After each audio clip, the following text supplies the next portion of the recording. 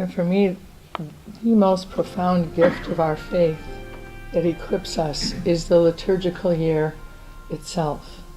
Our liturgical year is built around the Paschal mystery, the rhythm of the Paschal mystery, the ebb and flow of life. Our liturgical year is about drawing us into an encounter with the risen Lord. It's not about clock and calendar time that we're used to living in. The liturgical year is what we refer to as Kairos time, or God's time. In fact, when we host Kairos retreats here at the retreat center, we have to run around and cover all of our clocks and stop the grandfather clock from chiming, because there's no time in God's world. The liturgical year draws us into that rhythm. I worked in a parish for 20 years, and I left the parish to work in the diocese. And I was noticing that there was something missing. There was something gnawing within me that I was missing, and I wondered, is it the people I worked with? Is it the community I worked with? Is it the staff? Is it the parish? What's going on? And then I realized that it was how steeped we are in the liturgical year in a parish. Everything we do in a parish flows out of the liturgical year. And I reconnected for myself with the liturgy of the hours so that I could stay steeped in the liturgical year, because that's what I was missing when I left parish ministry.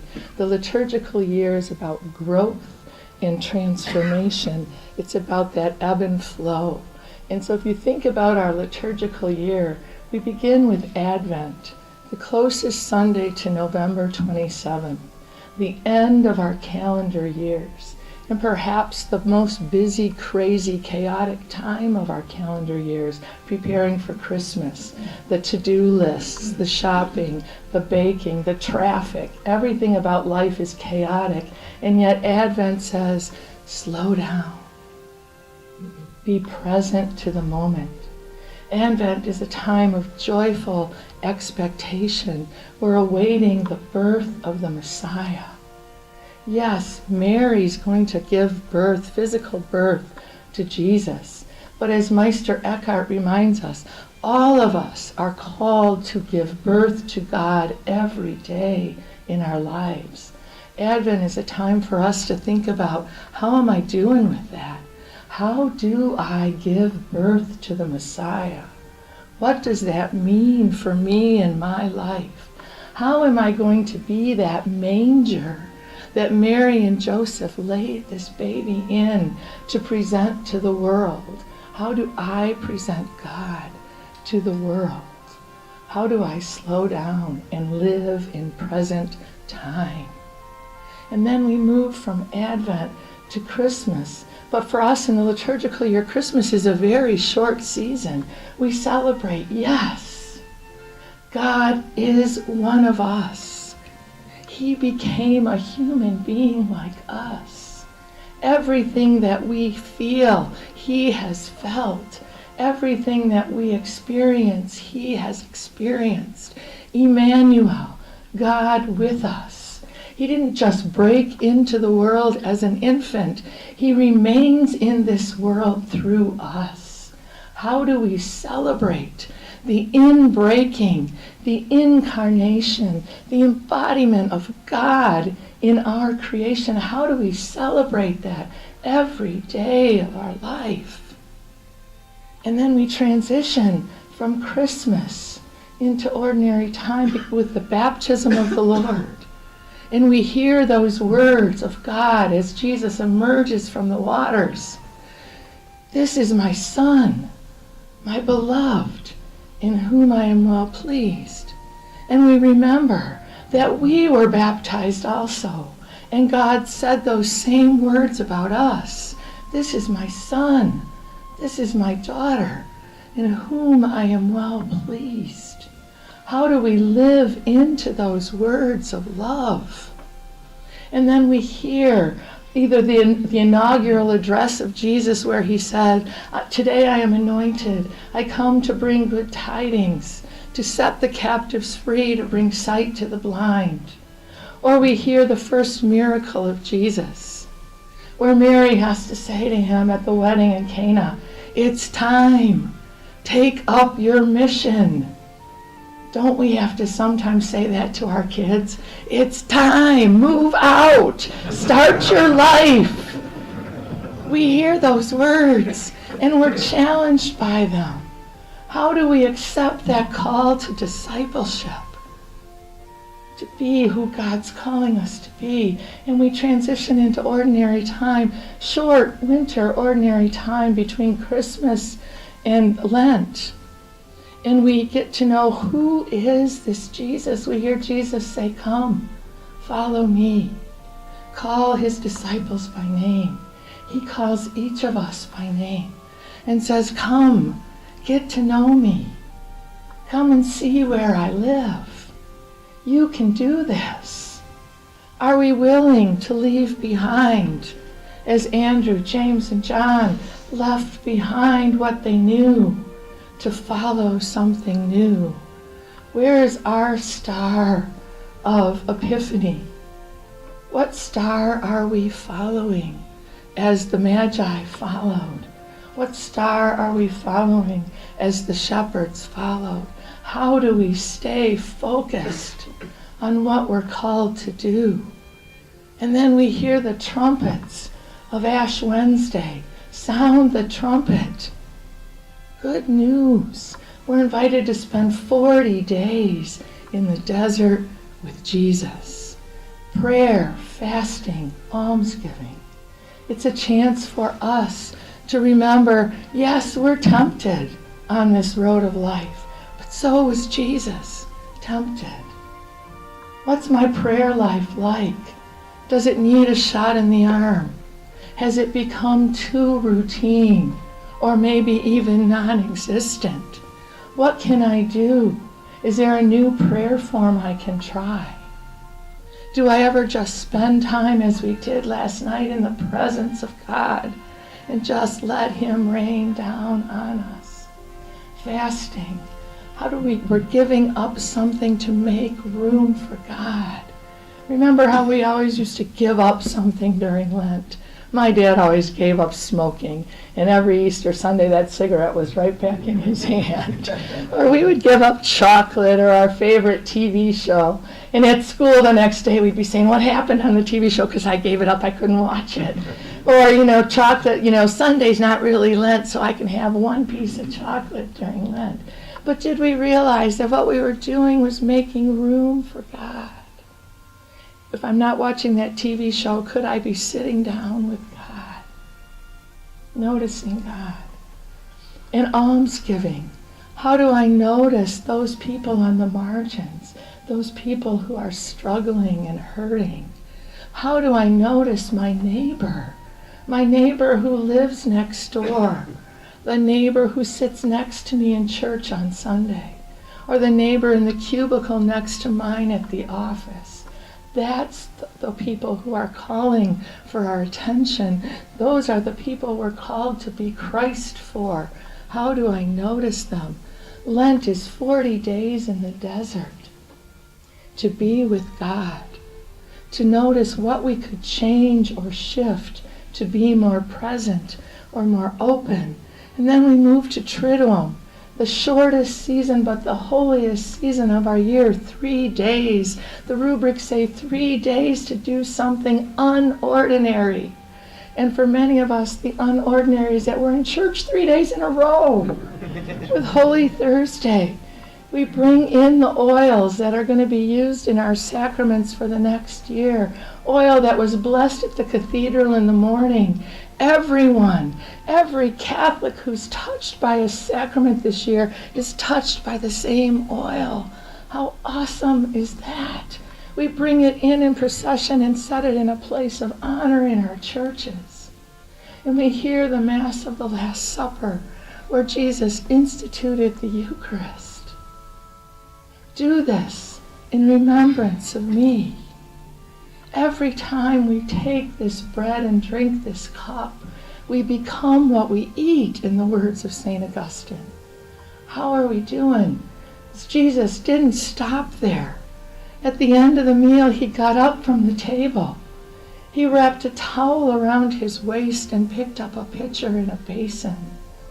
and he washed the feet of his closest friends. Work that was reserved for slaves to wash the feet. He was the master washing the feet. Whose feet am I called to wash? Who do I need to allow to wash my feet? The Eucharist is twofold. Jesus said, as I have done for you, you must do for the other. We are nourished on his body and blood so we can be his presence in this world.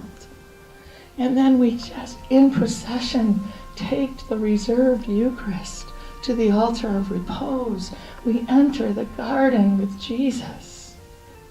And we hear him take 3 friends with him.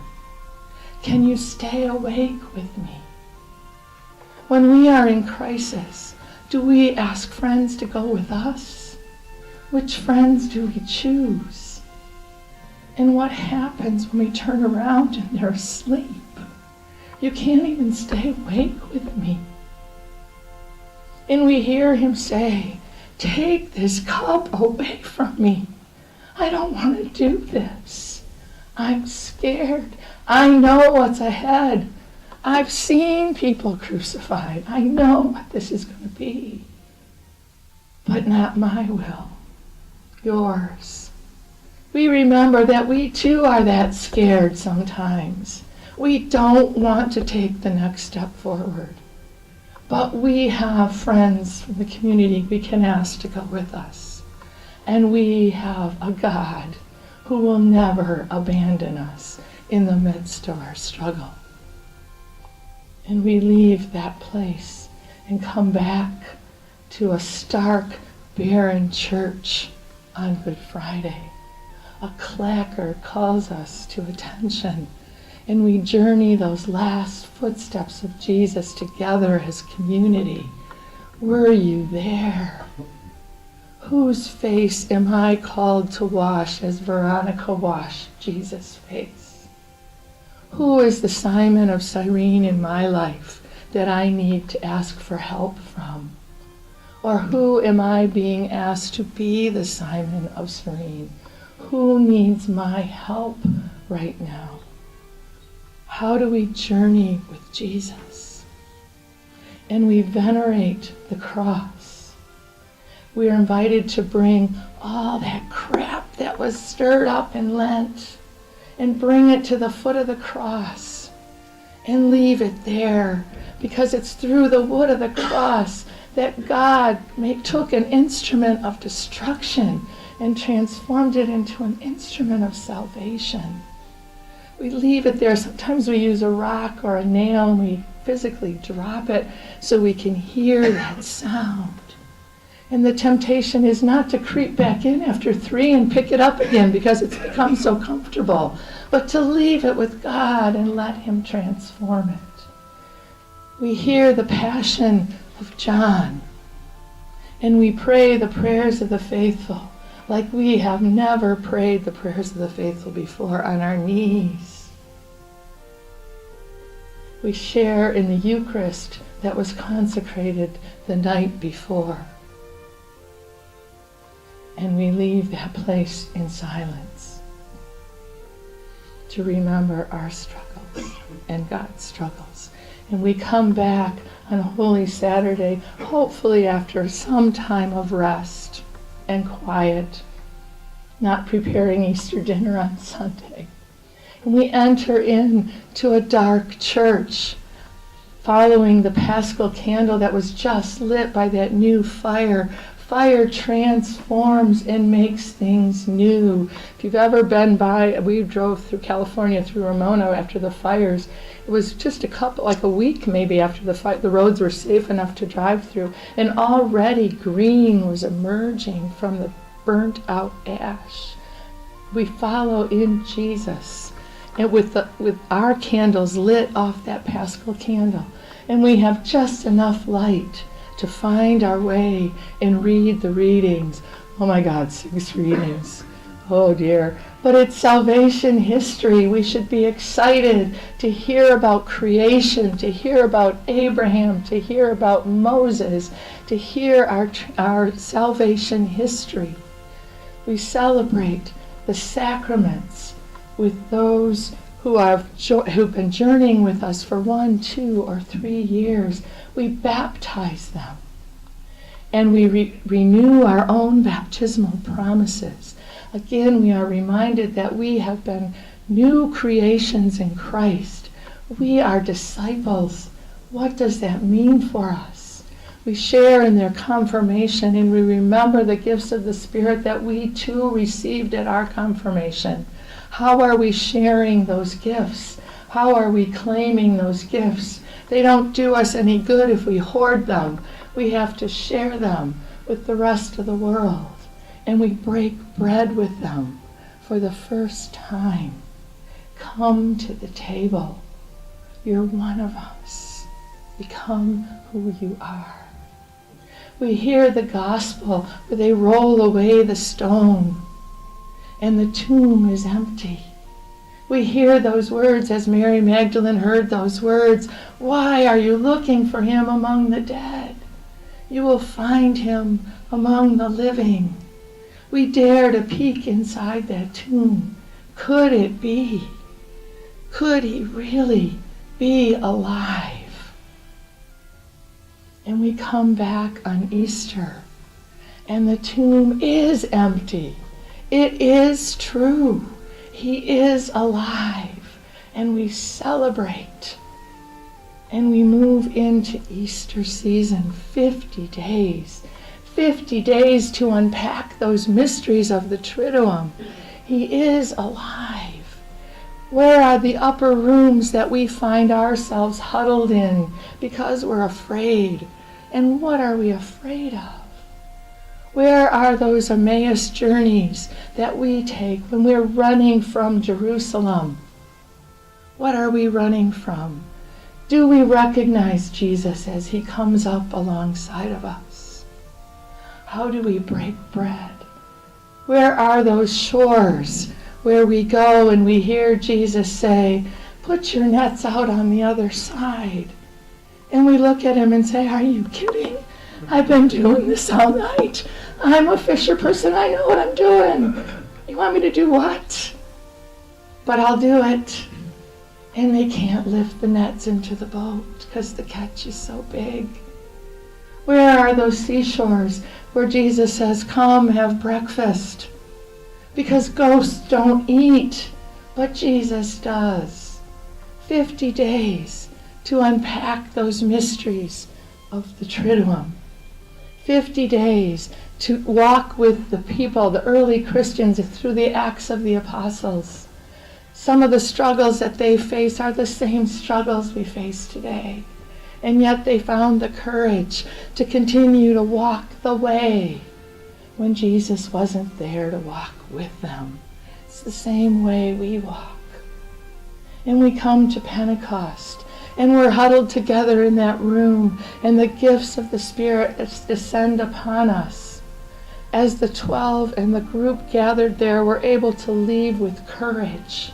And amazingly, people understood, whatever the language.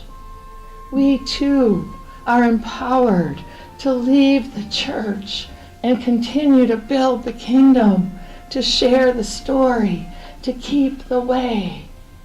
And we enter into ordinary time, a long stretch of numbered weeks. Not boring. The color is green, it means life. We hear a continuous reading of one of the synoptic gospels, Matthew, Mark, or Luke. We get to know Jesus in an intimate, powerful way. The miracles, the healings, the parables. What are they saying to me and my story? What's God calling from me in this parable? How is he healing me? How is he giving me sight? How do I respond to that beautiful question that he gave to Bartimaeus? What do you want me to do for you? Whatever you want, ask. It will be done for you. abide in me. And we journey back to the feast of Christ the King. Yes, this is our God.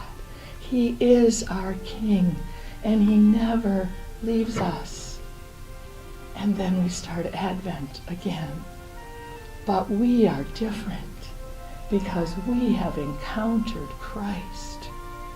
We have been changed, and we journey once again. For me, the liturgical year is the most profound gift of our faith to help us to choose to live faithfully in an era of chaos.